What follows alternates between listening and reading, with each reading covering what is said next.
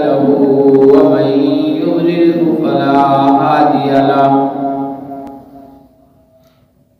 ونشهد أن لا إله إلا الله وحده لا شريك له ولا وزير له ولا مشير له ولا معين له ونشهد أن سيدنا وسندنا وشفيعنا وحبيبنا ومولانا محمدا عبده ورسوله. أما بعد فأعوذ بالله من الشيطان الرجيم. بسم الله الرحمن الرحيم. إن الذين آمنوا وعملوا الصالحات أولئك هم خير البرية جزاؤهم عند ربهم جنات عدن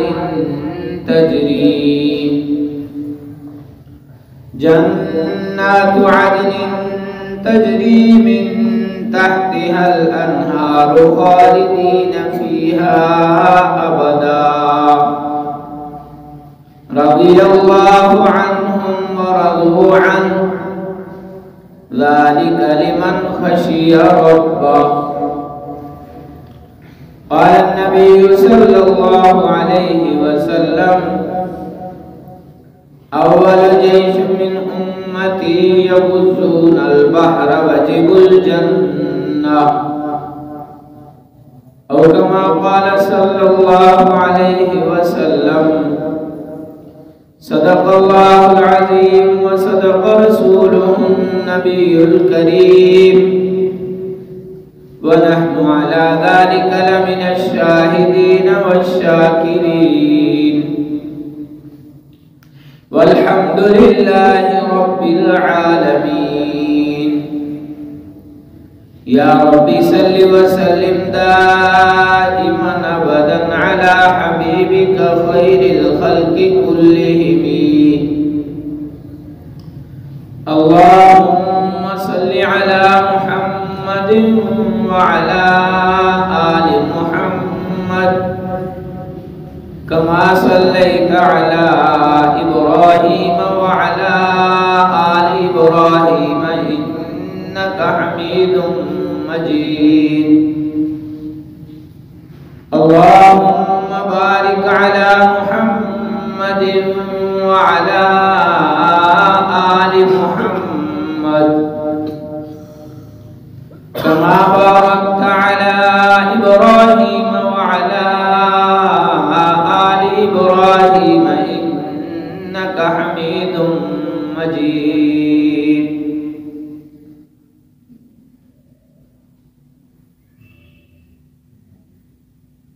میرے محترم بھائی بزرگوں اور دوستو، میں نے گزشتہ جمعے امیر المومنین خالد المسلمین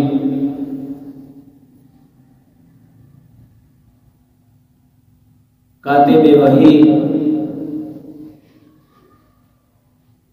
حضرت سیدنا امیر معاویہ رضی اللہ تعالی عنہ کا ذکر کیا تھا.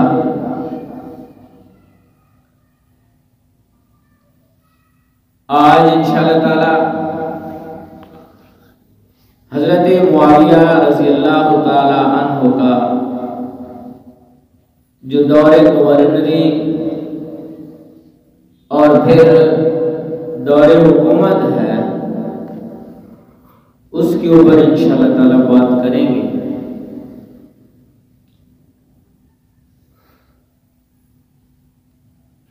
حضرت معاویہ رضی اللہ تعالی عنہ کے اندر اللہ تعالیٰ نے قدرتی طور پر، فطرتی طور پر قائدانہ صلاحیتیں رکھی ہوئی تھی، لوگوں کی قیادت، لوگوں کی رہنمائی، یہ اس کی بہت زیادہ صلاحیت قدرتی طور پر حضرت معاویہ رضی اللہ تعالیٰ عنہ کے اندر موجود تھی۔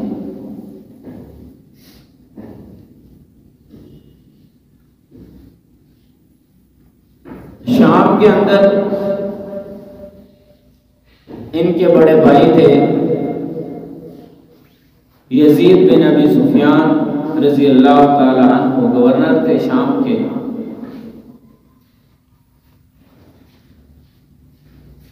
حضرت عمر رضی اللہ تعالیٰ عنہ کے زمانے میں ان کا انتقال ہو گیا، یزید بن ابی سفیان رضی اللہ تعالیٰ عنہ کا۔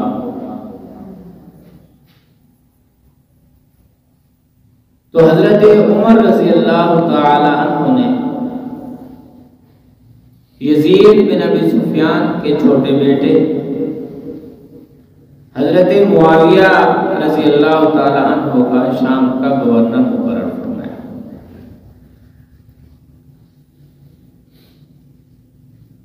تو اس وقت جو حضرات صحابہ کرام موجود تھے، انہوں نے حضرت عمر رضی اللہ تعالیٰ عنہ کے اس فیصلے کی بہت زیادہ تعریف کی۔ حضرت معاویہ رضی اللہ تعالیٰ عنہ کی گورنری یہاں سے شروع ہوئی،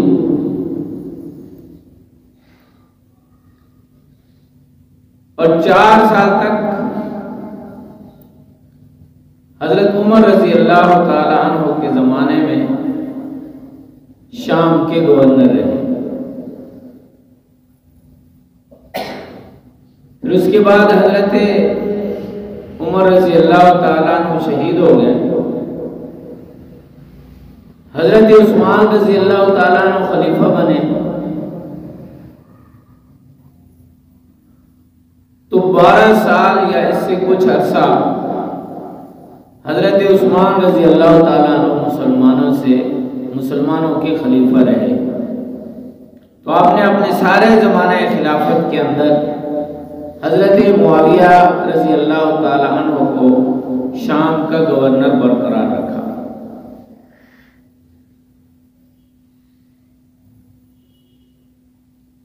حضرت عثمان رضی اللہ تعالیٰ عنہ جب شہید ہو گئے اور باغیوں نے حضرت عثمان کو شہید کر دیا، تو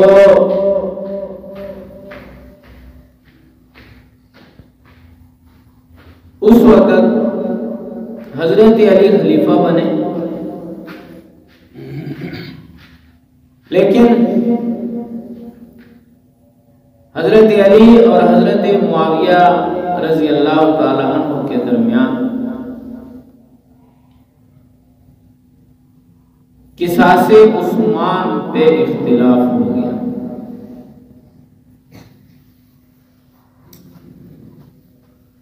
یہ اختلاف کوئی ذاتی بنیاد پر نہیں تھا، کوئی ذاتی لڑائی نہیں تھی، کوئی ذاتی مقصد نہیں تھا۔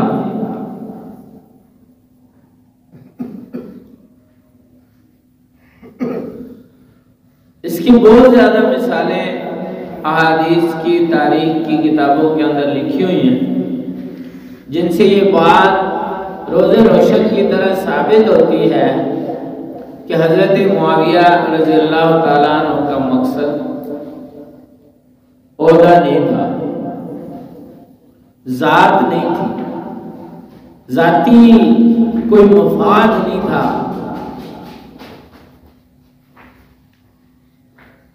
حضرت معاویہ رضی اللہ تعالیٰ عنہ حضرت علی رضی اللہ تعالیٰ عنہ سے یہ ڈیمانڈ کر رہے تھے کہ حضرت عثمان رضی اللہ تعالیٰ عنہ کے قاتلوں کو قصاصاً قتل کیا جائے۔ اور قصاص یہ قرآن کا حکم ہے، قتل کے بدلے میں قتل یہ قرآن کہتا ہے، یا ایھا الذین آمنوا کتب علیکم القصاص، اے ایمان والو قصاص تمہارے اوپر لازم کیا گیا ہے،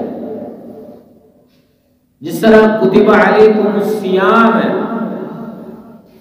کہ روزے تمہارے اوپر فرض کیے گئے ہیں، اسی طرح کتب علیکم القصاص ہے کہ قتل کا بدلہ تمہارے ذمہ لازم ہے۔ حضرت انہی دنوں جو ہے وہ ایک بڑے مشہور صحابی ہیں حضرت عمرو بن عاص رضی اللہ تعالیٰ عنہ، وہ حضرت معاویہ رضی اللہ تعالیٰ عنہ کے پاس تشریف لائے اور حضرت معاویہ رضی اللہ تعالیٰ عنہ سے کہا کہ کیا آپ حضرت علی سے زیادہ افضل ہیں؟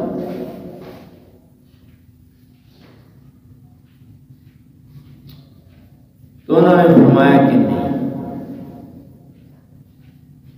میں حضرت علی کو اپنے سے افضل بھی سمجھتا ہوں، اپنے سے اعلیٰ بھی سمجھتا ہوں، اپنے سے زیادہ قابل احترام بھی سمجھتا ہوں، اور حضرت علی کو اپنے سے زیادہ خلافت کا مستحق بھی سمجھتا ہوں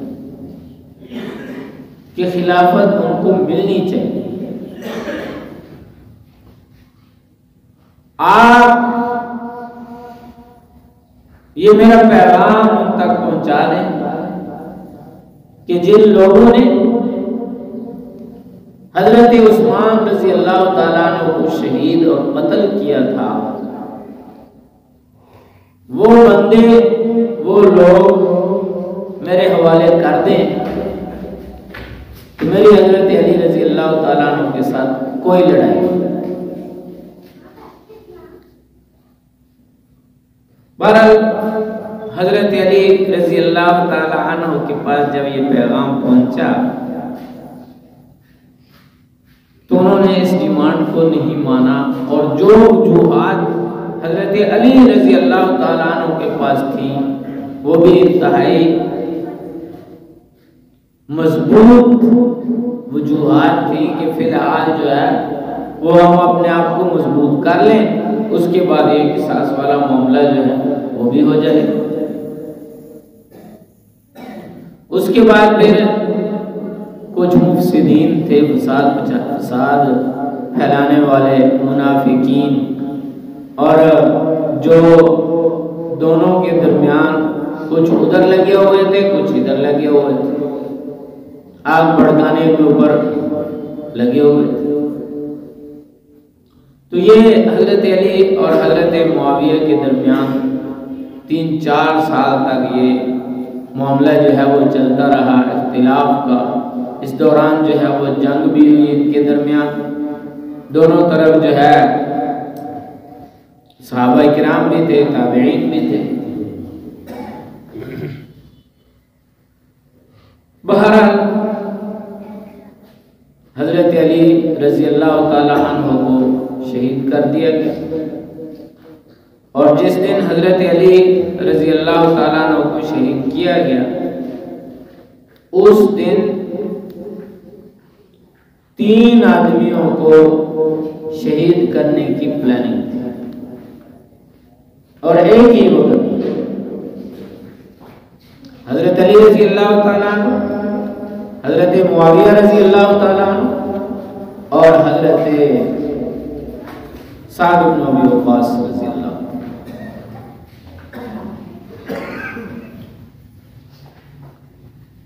حضرت سعد آئے نہیں نماز پڑھانے کسی وجہ سے، حضرت معاویہ زخمی ہوئے، اور حضرت حسن ایک بڑا لشکر لے کر وہ آ رہے ہیں۔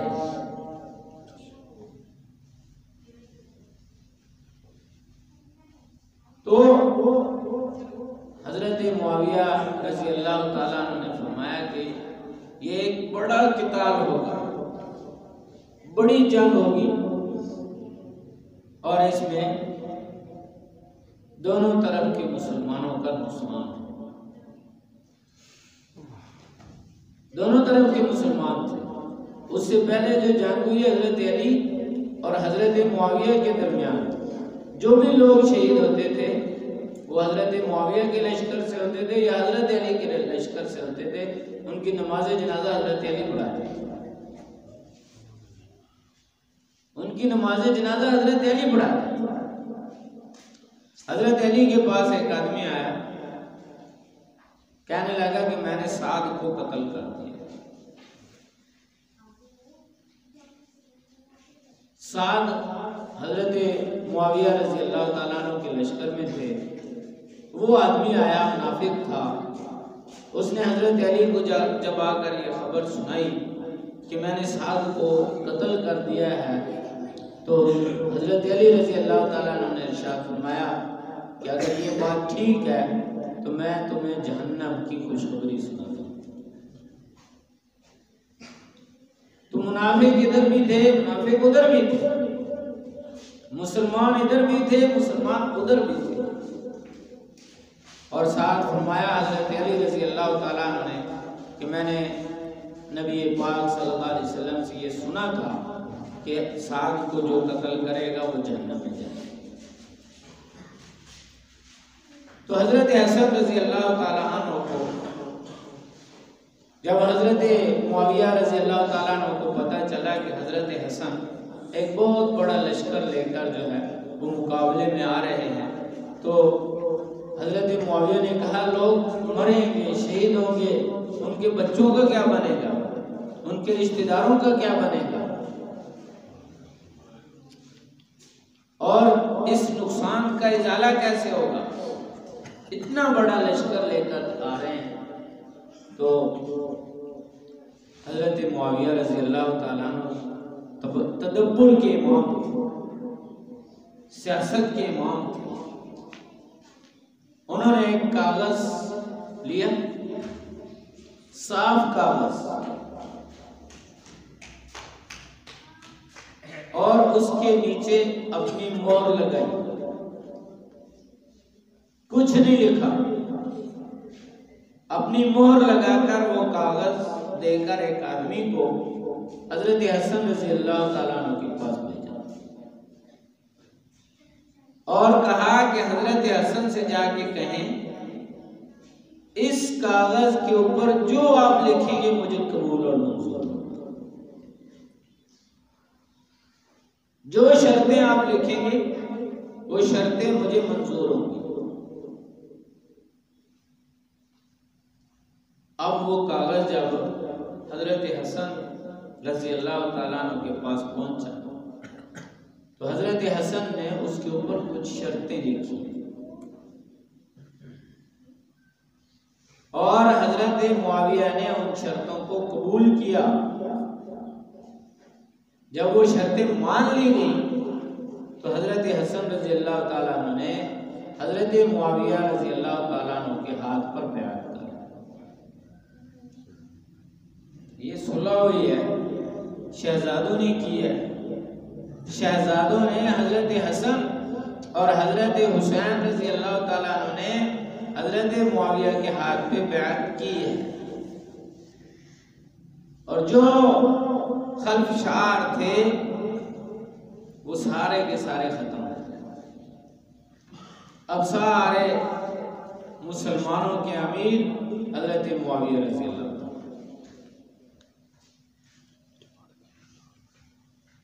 تو پھر حضرت معاویہ رضی اللہ تعالیٰ عنہ نے فتوحات کا ایک سلسلہ جو ہے وہ شروع کیا، اور آخر دم تک جنگوں کی ایک عظیم لسٹ ہے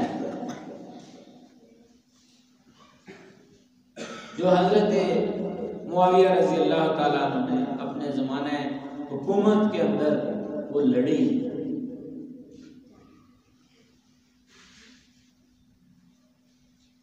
اور 36 ہجری سے لے کر 60 ہجری تک یہ حضرت معاویہ رضی اللہ تعالیٰ عنہ کا دور ہے،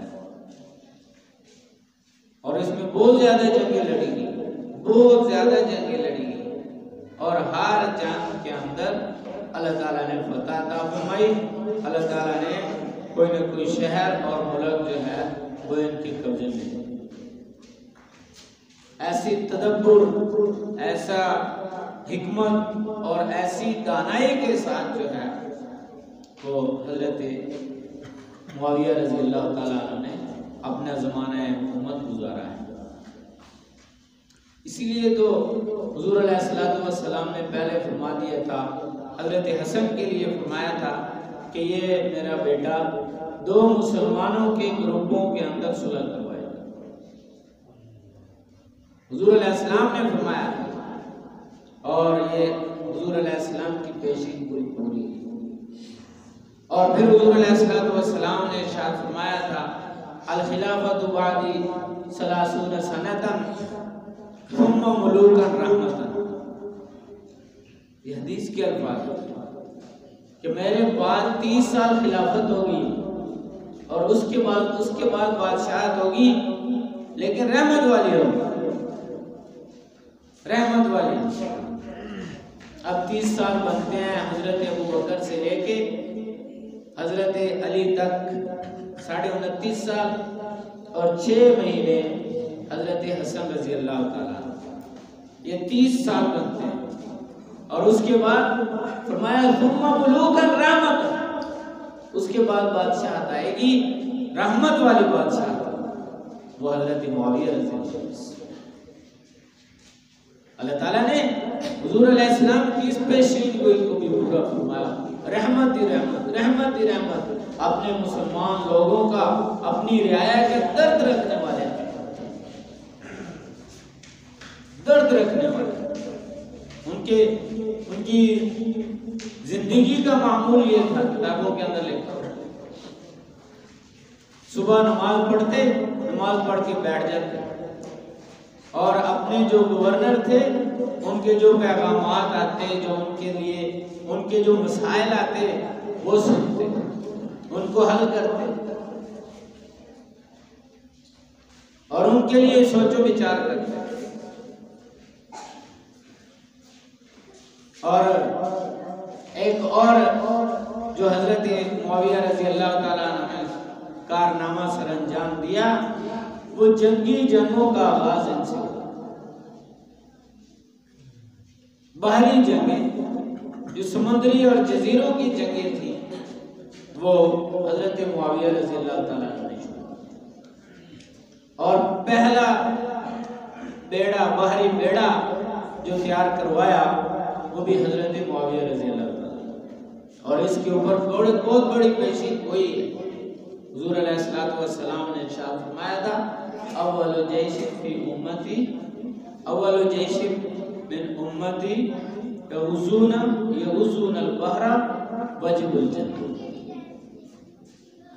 کہ جو میری امت میں سے سب سے پہلے جنگی بحری جنگوں کا، سمندری جنگوں کا آغاز کرے گا اس کے لیے جنت واجب ہے۔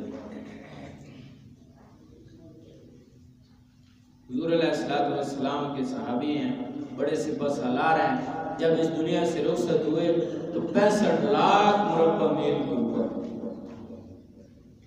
65 لاکھ مربع میل کے اوپر 65,64,000 مربع میل کے اوپر، آدھی سے زیادہ دنیا بنتی ہے۔ حضور علیہ السلام کے دین کے جھنڈے گڑ چکے تھے، مسلمانوں کی حکومت بن چکی تھی۔ حضرت معاویہ رضی اللہ عنہ، ان سارے کارناموں سے بڑھ کر سب سے بڑا کارنامہ صحابی رسول اللہ، سب سے بڑا اعزاز صحابی رسول اللہ، سب سے بڑا مرتبہ صحابی رسول اللہ۔ حضور علیہ السلام کی زیارت کی ہے، حضرت عبداللہ ابن مبارک رضی اللہ رحمت اللہ علیہ بہت بڑے تابعی، بہت بڑے محدث ہیں، بہت بڑے امام ہیں، امام بخاری کے استاد ہیں، امام ابو حنیفہ کے شاگرد ہیں، حضرت امام عبداللہ بن مبارک رحمت اللہ علیہ۔ ان سے کسی نے سوال کر لیا، سوال کیا کیا کہ حضرت معاویہ رضی اللہ تعالیٰ عنہ کے بارے میں آپ کیا کہتے ہیں؟ تو حضرت عبداللہ بن مبارک رحمۃ اللہ علیہ نے جواب دیا کہ یہ سوال ہی نہیں بنتا، یہ سوال آپ نے کیسے کر لیا؟ حضرت معاویہ رضی اللہ تعالیٰ عنہ وہ عظیم انسان ہیں جو حضور علیہ السلام کے پیچھے نمازیں پڑھتے رہے۔ کیسا وہ منظر ہوگا جب حضور علیہ السلام کہتے ہوں گے سمع اللہ لمن حمدہ، اور حضرت معاویہ کہتے ہوں گے ربنا ولک الحمد۔ یہ بہت بڑا اعزاز ہے، صحابیت بہت بڑا اعزاز ہے۔ ہمارے بزرگوں میں سے ایک بہت بڑے عالم، بہت بڑے محقق عالم گزرے، ابھی چند کچھ عرصہ پہلے انگلینڈ کے اندر ان کا انتقال ہوا ہے، مانچسٹر کے اندر انہوں نے اپنا مدرسہ بنایا ہوا تھا، علامہ خالد محمود صاحب رحمۃ اللہ علیہ، بہت بڑے عالم۔ ان کے پاس ایک آدمی آیا، کہنے لگا جی مجھے حضرت معاویہ کے اوپر کچھ اعتراضات، فرمایا کہ ہیں پھر بھی صحابی۔ اس نے کہا مجھے 10 اعتراضات ہیں، حضرت نے فرمایا ہے پھر بھی صحابی۔ اس نے کہا سوال کرنے والے نے کہ حضرت معاویہ اور حضرت علی کے درمیان کچھ معاملات، فرمایا ہے پھر بھی صحابی، اور فرمایا کہ یہ صحابیت کا مقام یہ اللہ تعالیٰ کی طرف سے ملتا ہے، انسان خود نہیں آ سکتا۔ اس لیے آپ مجھے یہ 10 کہہ رہے ہو، آپ میرے سامنے 1 کروڑ اعتراض بھی کرو تو میں ہر اعتراض کے جواب میں کہوں گا میں پھر بھی صحابی۔ صحابیت بہت بڑا اونچا مقام ہے، اللہ تعالیٰ سے سمجھ کر ان حضرات کا احترام کرنے کی توفیق عطا فرمائے۔ باخر دعوانا